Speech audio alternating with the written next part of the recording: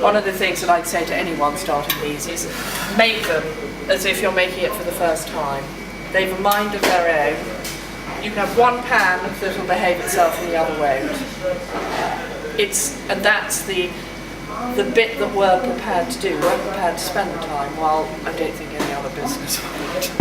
Those rather unattractive things hanging up over there are full of apple pulp, which has been boiled up and then it's strained through the muslin, and then the juice that's left over is the base for the jelly. And depending on what sort of jelly is what that is infused with. So these are tamarind and star anise. So the process has been to make that stock, stick it in a pan, mix it with the appropriate amount of sugar, and then take this nasty scum off, and then you've got your clear liquid, and then it's boiled until setting point. And then we jar it up, and in this case a star anise will go in the jar, and as it sets it will sit on the side of the jar looking out on the side. It's really pretty. So I'll just put one big one or two small in each jar.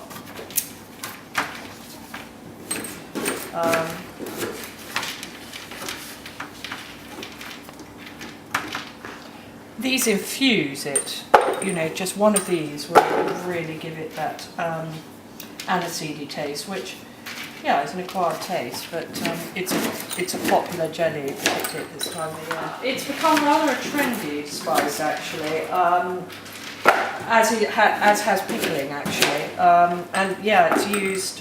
What else? Chinese cookery. I mean, that taste is in a lot of Chinese cookery. These huge factories that make things commercially, they buy everything totally prescriptively. And everything is always going to be exactly the same, including the fact that it will probably always set, because they bung in identical things, identical methods. So if you want something that's bland with no character in it, but always going to be the same, that's what you ought to be looking at. What we have is things that start as live fruit and vegetables. And right from the word go, you have to respect the fact that at one time of the year the apples are going to do one thing because they're fresh off the trees. By June, July the following year, they will have been in cold store and will be reacting in a completely different way. And you've got to adapt the methods of how you create the products, knowing that sort of side of things.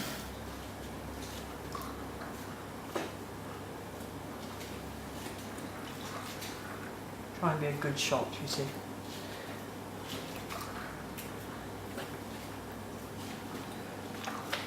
I know when I'm tired that you pour and your brain switches off and you carry on pouring and you can see yourself doing it and you're thinking, why am I doing this?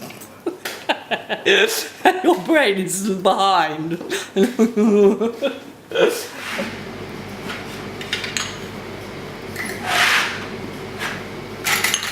My hands are like asbestos.